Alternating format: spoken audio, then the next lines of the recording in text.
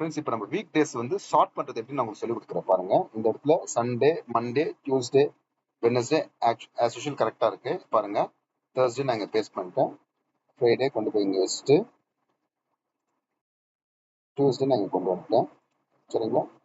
Wednesday வந்து நம்ம jumble பண்ண போகிறோம். சாட்டர்டே இங்கே இருக்கும்.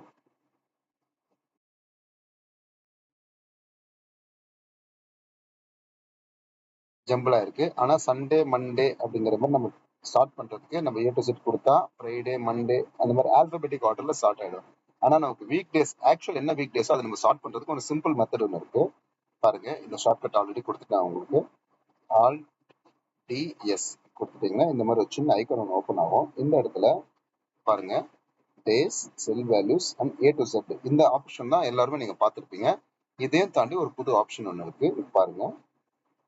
கஸ்டம் லிஸ்ட் இங்க போனீங்கன்னா நமக்கு என்ன மாதிரி ஷார்ட் வேணுமோ இது மாத்திரம் இல்ல, நமக்கு என்னென்ன ஷார்ட் நம்ம வேணுமோ பண்ணிக்கலாம் பாருங்க. சண்டே, மண்டே, டியூஸ்டே ஆல்ரெடி நான் செட் பண்ணி வச்சிருக்கேன். இது செலக்ட் பண்ணிட்டு ஓகே கொடுத்துட்டேன். Again okay. ஆட்டோமேட்டிக்கா வீக் டேஸ் உங்களுக்கு ஸ்டார்ட் ஆயிடுச்சு. தேங்க்யூ.